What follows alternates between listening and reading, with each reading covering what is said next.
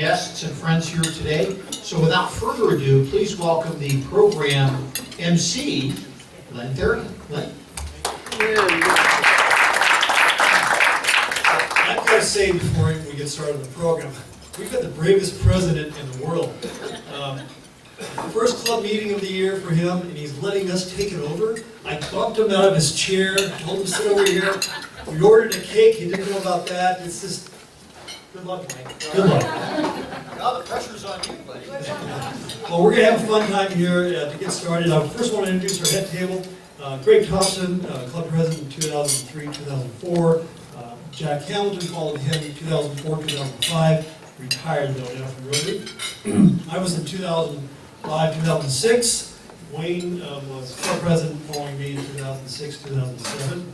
And Dennis Muir was our co-chair of the Fundraising Committee. So without any further ado, we're first going to introduce our special guest today and then start our program at 1 o'clock. Sure. So Dennis, you want to come on down and take over?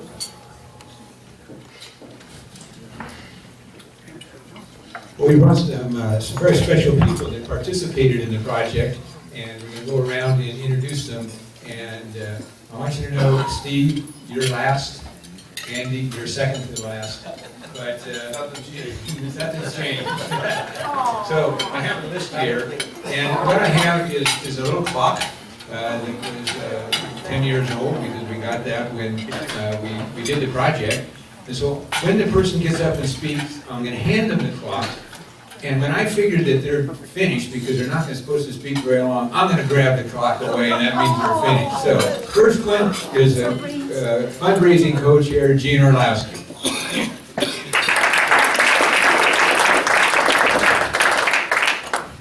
you want me to say something? Yeah. Why do you think you're standing here? Of course you're supposed to say something.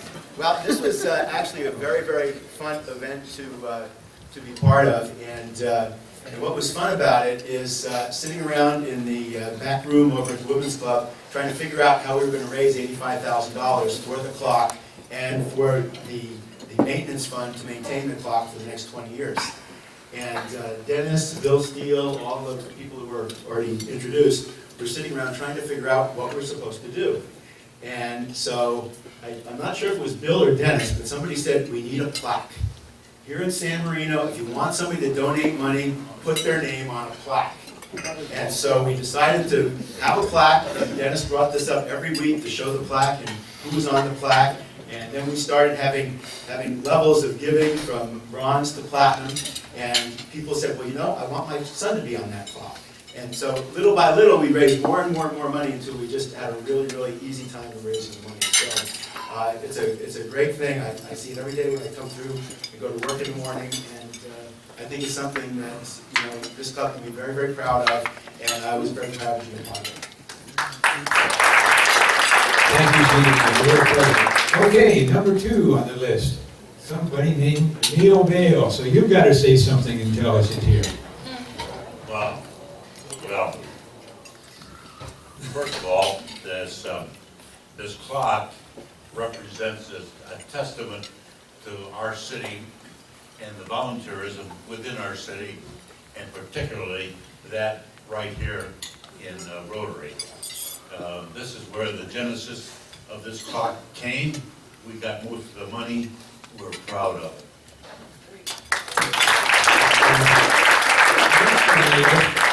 Is some guy, it says here on the paper, it is confirmed that he will be here.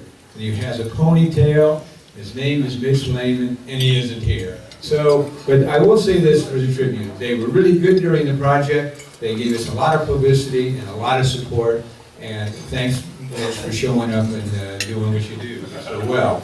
Okay, next is a young lady here.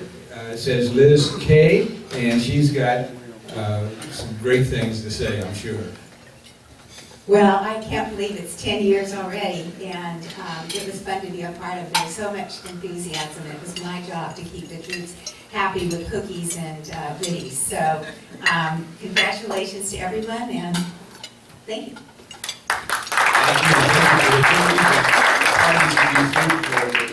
And then we had support, besides Rotary Club, of course, we had support from outside organizations, and the City Club stepped right up and said, we want to be a part of this project.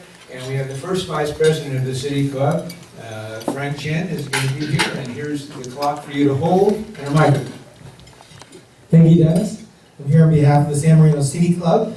And it was great in 2005 that the City Club could support the clock tower. What a great opportunity for the City Club to participate in a wonderful community project. And we hope the City Club and the Rotary Club will be able to do many more great things for our city. Thank you. And the Chinese Club was right there with us, and Albert Lei is the current president of the Chinese Club. You hold the clock for a minute and the microphone and say something. Thank you, Dennis. On behalf of the Chinese Club, we wanted to congratulate the Rotary Club as well as thank the City Club for working together on this project. It's a beautiful project. It's obviously in the heart of the city, so it's a beautiful project. We're very proud to be a part of it. On a personal note, I get to pass by it every day from work, so I get to see how late I am to go to work. So it's actually very useful. So thank you. Thanks, Albert. And even the city was very cooperative in this. And you weren't the city manager then, but now we have a good city manager, John Schaefer. So you can say what you want to say. Here you get your clock. Well, I would start by saying there was a good city manager when the clock went in. If you go to any search engine, put in a map, type San Marino, California, it'll put you at the corner of Sierra Madre and Huntington, the center of San Marino. It's very fitting the Rotary should have a landmark there that everybody sees. It represents the partnerships, the good thing about our community, how we work together, we contribute, we make things happen. So for Rotary, thank you for that. Kind of like Albert, I get to look out the window every day. If I'm not in San Marino now, I can, even from Fullerton, go on my webpage and see on the city's webpage the clock and what things look like in San Marino. So who's running the red light, who's not paying attention to the pedestrian crossing signs, all that. So thank you. Thank you very much. We had everybody really helped out in this project, but as with a lot of things, the Marta family did above and beyond the call of duty. And I want to introduce Andy and Avery, and they can introduce their family who was ever here and say a little something. Well, it helped in the terms that we had 4 children who each did. Oh, they're up there. Look at them. They've changed a little bit since then. Not too much. Their smiles. Well, no, their smiles have changed also. That's at least $25 right there. Yeah. Am I going to get fined for this? Just put your money down and talk about it later. It was great that we had 4 children that all agreed to be a part of the project. I don't know that we gave them much chance to disagree. But we were excited. This is a project, as you look at the clock, it looks like it's been here in this city for way more than 10 years. It's a natural fit. It is a beautiful addition. It really fits in so well with the city, and it is such a tremendous commemorative to what Emil has said, to the volunteers of the city, the importance of Rotary, and the ability to cooperate with all the other clubs and all the other organizations within our town.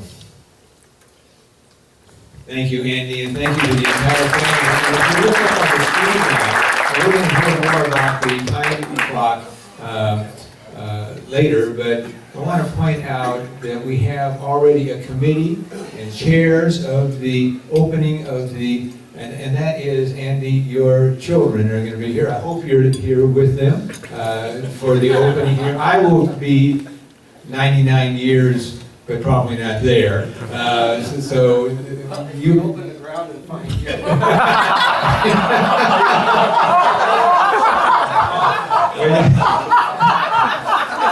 You have a point there. Well, in any event, thank you very much. Mark down 2039 on your calendar, July 4th, and be there and open that time capsule and do that. So the last we're going to have, and Steve, you always steal the thunder, but we knew about this new special person in your life, and for that we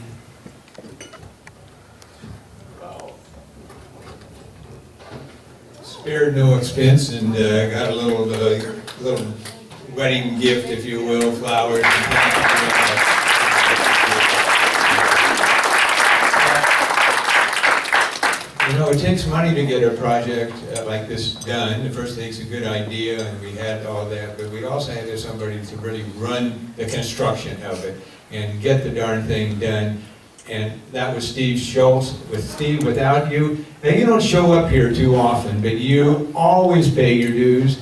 And so that we're most thankful for. If you came once in a while, that's okay too. But thank you for your continued support, and thank you so much for your support on this clock. And now you can have the microphone and hold the clock while you talk. Thank you. I was a little worried I saw you. Steve contributed a lot to the project. This is one of the ways he did so. Oh, yeah. And then we were a little worried when the clock arrived, and this was Steve's look at the clock. He was in charge of putting it together. I'm a little worried about that. Okay. Well, it's been 10 years since this clock was constructed. It just shows how time flies. But, I was a little concerned when I saw Dennis carrying this clock. I said, oh, he's going to clock me with this thing. But anyway, it's been 8.5 years since I've been to a meeting. I expected some of you to look a lot heavier than you do because someone's beating my dessert for me. It's like 425 desserts. But anyway, I want to introduce my wife again because that's what I like to do. Julie, she's beautiful on the inside and an amazing woman. We've been married 6.5 weeks.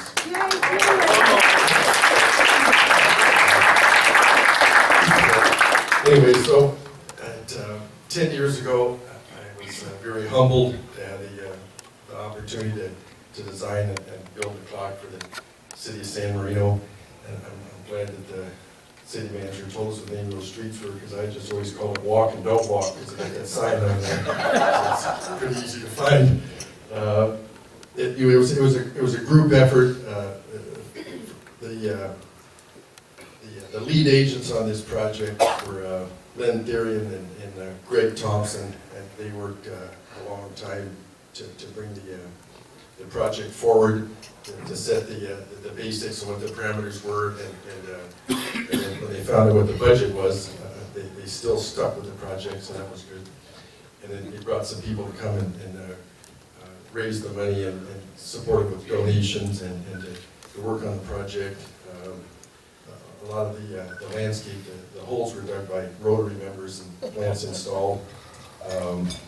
Jack Hamilton was very much involved. Dennis Neer, Liz is a terrific hostess, I should say.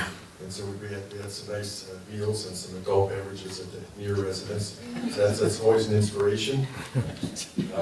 And the city council was supportive all the way along, and the city staff, they made sure that we followed the rules just like everyone else. And so that made the project clean. So that was good. And they were right there with us. Came out on Saturdays. They get paid salaries, and they weren't getting paid, but they came out and dug holes and helped support the project. So I'm very grateful for that. And but the success of this project is really based on all the volunteers and all the people that raised the money, and the good people in Rotary and the residents of San Marino and city staff and city council. So for all of you, I'd like to say thank you. I'm grateful.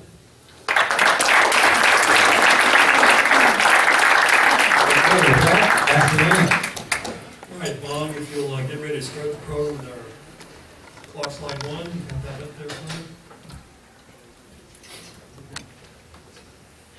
Very good, thank you. Okay, July 4th, 2005, 10 years ago, our club dedicated to our fine community a clock to recognize the 100th anniversary of Rotary International. That's the whole reason we did this project. It started 2 years, actually 18 months before we dedicated the clock, January, February of 2004 during President Greg Thompson's year. And I had just been elected, or been designated as president-elect, and I went to Jack and Greg and said, why don't we get together, the three of us, and do a joint project? It's going to be a sizable project, and they said, great. What's the idea? From a small ad in Rotary magazine, the idea was born to build a clock for the community. And we found, fortunately, a vacant piece of land across from City Hall. to locate the clock. And our original budget I think was $15,000. We didn't know what we were doing. I think the final budget ended up being $72,000 when we were all done. It was a much bigger project than we really understood. Well, as they say, the rest is history, and we want to share that history with you today. By no means, as already been said here today, by no means was it a one-person project. It was an effort of the entire club, from the work parties clearing debris and planning landscaping, to many hours of design and planning of the clock site by Steve there, to a club-wide fundraising effort that turned into a community effort as well, and then finally to the involvement of the community in filling up the time capsule. And we have two members of the future 2039 time capsule opening committee sitting here with us today. Today, the Rotary Clock, Centennial Clock, is an icon in the community. Featured on San Marino's Wikipedia page, alongside the Huntington Library and on Google Maps. Many residents today can't say when the clock was put in. They figure it's been there for forever. And that's kind of the feeling people have. It's right there in the city center. It's just been there forever, so it's pretty amazing. Let's look back to 2005, actually starting in 2004, and what the clock site looked like. And does anybody remember what year this was from? Very good. You get a free lunch next week. We have we set up a sign to dedicate it. That's what the clock site looked like in 2004. And then that was a mock-up we did presented to the city, showing what the clock would look like. There's Steve's structural drawings. And then early 2005, we started working on the site. It's June, the clock up, getting ready for the finishing. And there's the clock as you might see it today. And there's our time capsule committee. So even if you weren't a member of the club back in 2005, as a member today, you still own a piece of the clock. Our club pledged to the city that we'd maintain the clock, and we've done so over the years.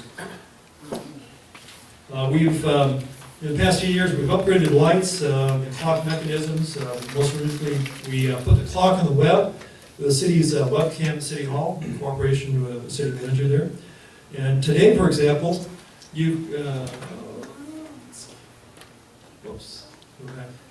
so today you can go to the city website or the Rotary website and see the San Marino weather. That's brought to us by the weather station Rotary dedicated and installed at the fire station here earlier this year. And in conjunction with that, if you don't want to look at the actual weather, you can visually look at what's going on in San Marino. You can see this from anywhere in the world. It's on 24/7 on the World Wide Web. That's a pretty picture. And we have an iconic photo from 2005. It's I think it's on the city website. It's been on publications and everything. This is a photo you see a lot of. It's a great photo, but we've updated it as well. Aaron Gill back there did one for us the other night to give us a night shot. Wow. That's pretty spectacular. That's the clock with City Hall in the background. Thank you very much.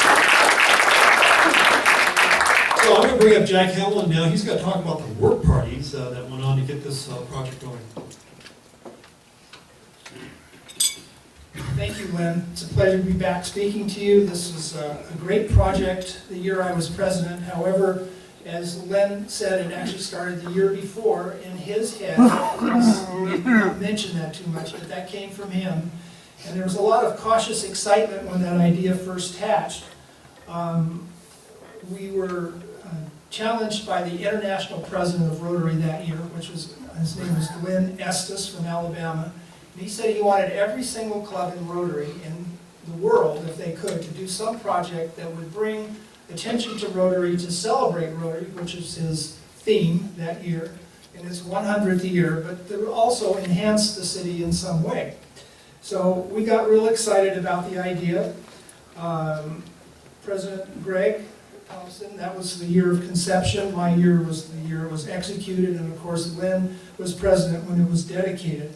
But as president, I was trying to carry on all the normal functions of a president, but I could have spent every minute doing work on the clock. So we had this unbelievable crew, executive committee, working behind the scenes to put it all together, and it made my year a wonderful year.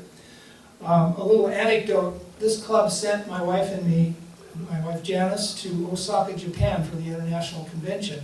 Standing out in the line for a shuttle to one of the plenary sessions, I found myself standing next to the Arcadia Rotary President John Murphy.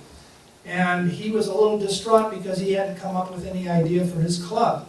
So this was still a secret between our executive committee, but I let the cat out of the bag. I said, well, we're going to do this wonderful clock for our city. We haven't come to all the details yet.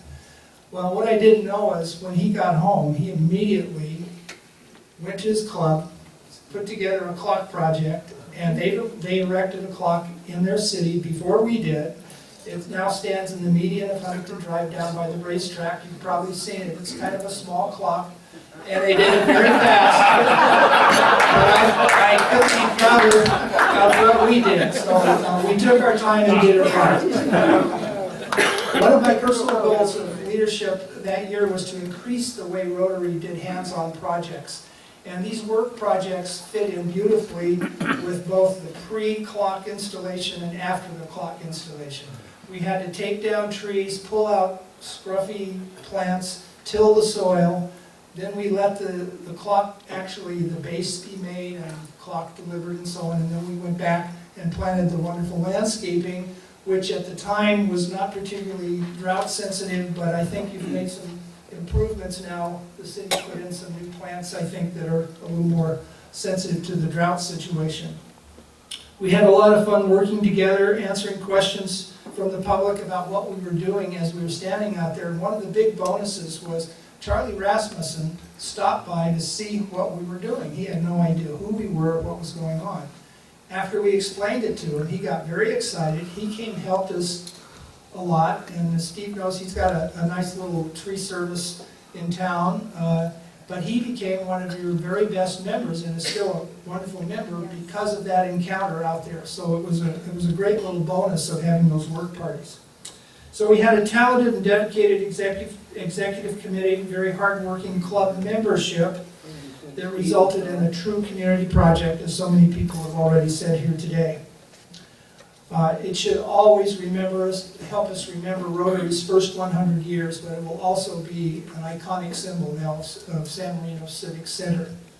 One of the more important early decisions was to decide whether to try and fund this from within the club or to reach out to the community. And to further delve into that, I'm going to call on Dennis to come up and explain a little about fundraising.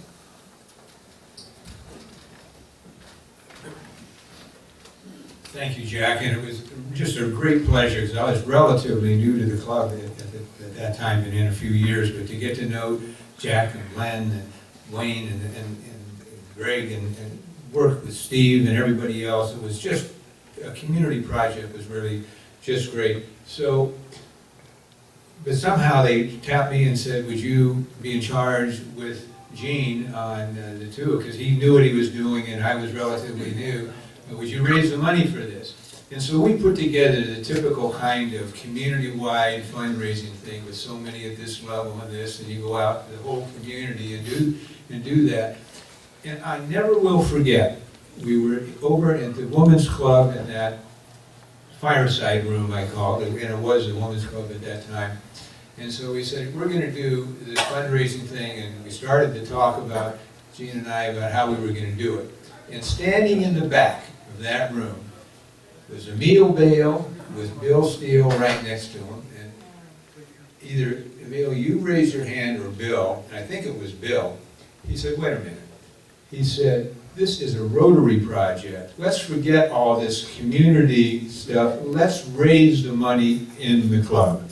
And I about fell over. I said, we can't raise that much money in the club. He said, well, we'll get a little help from outside, but that's what we want to do. And that is exactly what we did do. And I was so proud to be a part of the team that got the Rotarians together and do that. Was the biggest fundraising effort that Rotary in San Marino had ever done up to that time. We raised, and I have all the numbers that happen to be in my computer, we raised $74,309. and we spent $68,000, so we had $5,700 left over, and that went into the clock maintenance fund. And every year we contribute a little bit to that fund, and then we spend out of it if the light goes out or something like that. And we now have a little over $6,000 in that fund, so that's taking care of things. In terms of what it costs, and people always wonder what things cost. So this whole project cost about $68,000. And the clock itself, Hampton, Massachusetts, cost $36,000. We had to pay the construction company that Steve got to do it, and they gave us a heck of a good deal. What you don't see is underneath that clock, it goes down, how many feet, Steve? A lot, way the heck down there. There's a base down there that is just incredible. And that, the construction company, we paid $21,000 to. We had $4,000 for the lights. The plaques cost about $3,000, but it all added up to that. And where did that money come from? Well, we got 90% participation from club members to participate. We got 17 donors at the platinum level and 12 at the gold and so on. And so we had 126 donors to this project. And that's how we raised the $73,000. And we did get, besides what Rotary did, we did get help from City Club, Chinese Club, and a few people that we didn't really solicit. They heard about it and knock on your door and say, we heard about this project you're doing. Here's a check for a few $100 or $500, and that helped out too. That's how we did it, and that kind of an organization enthusiasm led to things like the War Memorial, and we'll talk about that some other time. But that was the biggest fundraising project, and Emil, I thank you, and in absentia, I thank Bill for Bill, who said, let's do it in Rotary, and we did it, and I was real proud of him.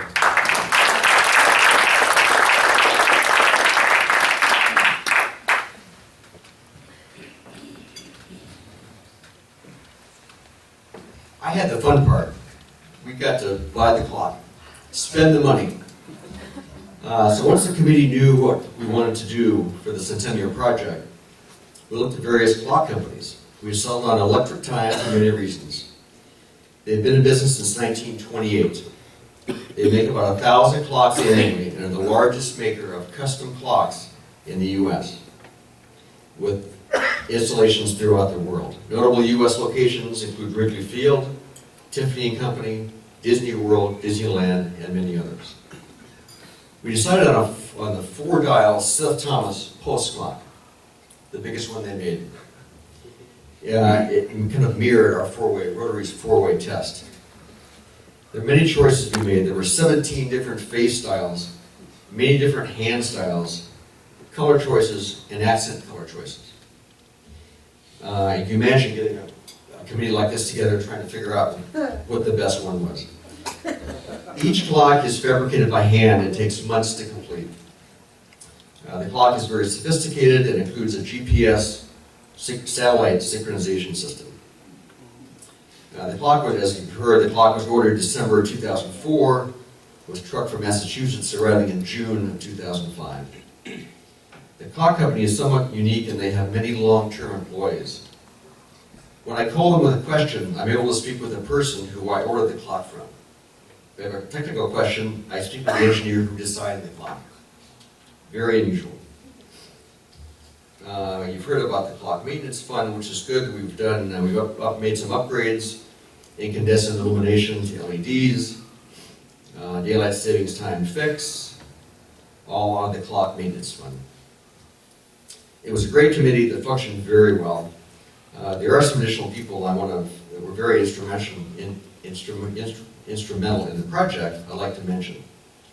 Number one is Stephen Schultz. It's good to see you after 8.5 years. You look the same. He provided great design work and interface with various contractors. He worked extremely hard on the project. He was always there. His attention to detail was very evident, from selecting the concrete color that matched City Hall's color. So when you looked across south, it looked like the project had been there for a long time. to all his other design work. Another person who I did speak with that couldn't be here today is Royal Signs, is the manager of the Calumet Water Company, and a former club member. He was instrumental in bringing the electricity from across the street to our site. And additionally, Calumet provided many additional services. And last but not least, Liz Neer. We used to have our meetings at your house, and you always make great food. So thank you.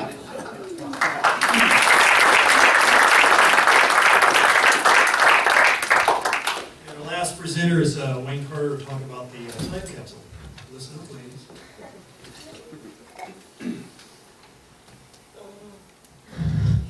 Do you have a picture of the time capsule? There it is.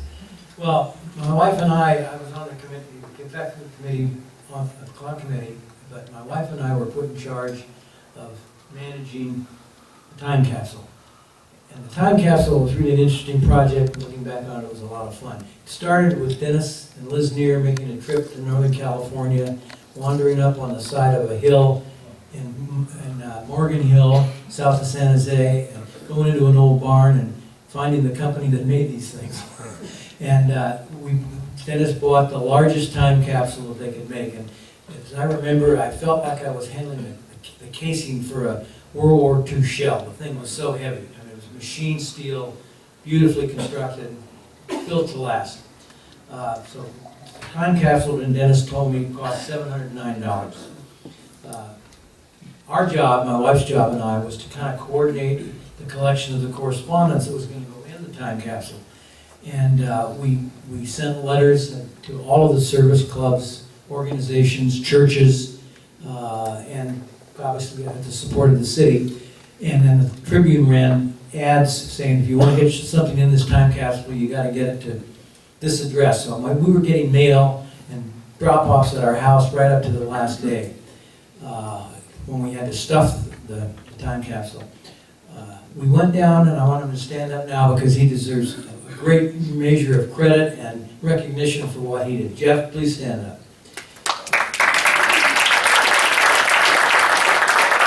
When we were ready to stuff all this stuff in the time capsule and get it ready to put in the ground, there was a few things that had to be done, and we had those done at Jeff's lab up at Caltech.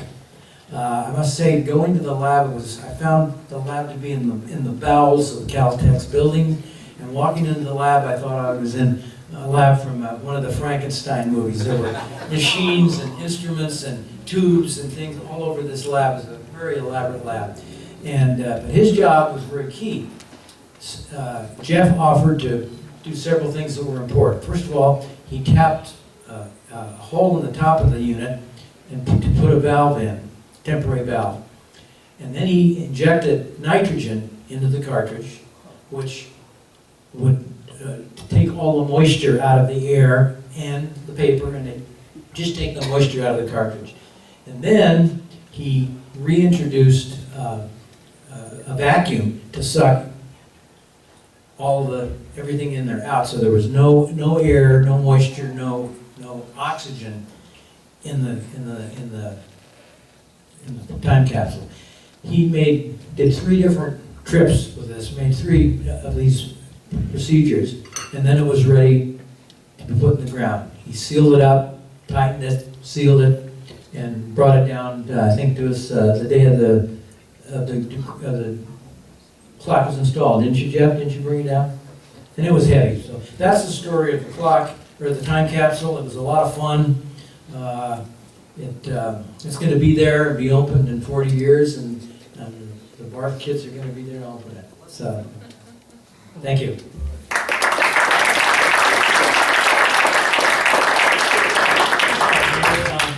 And I want to thank Chris Datweiler here. He's our webmaster. He's been a webmaster for the last 100 years.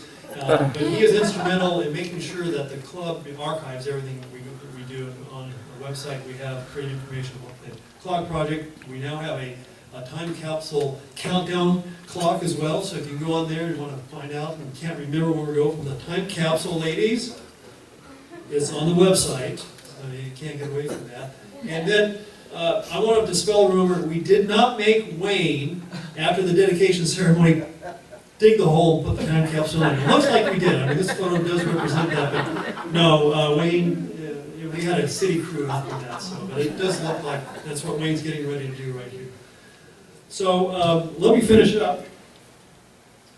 Of course, we had the dedication day, and it was a great day. It was a lot of fun. I didn't have to wear glasses back then to read a script, so that was a lot of fun.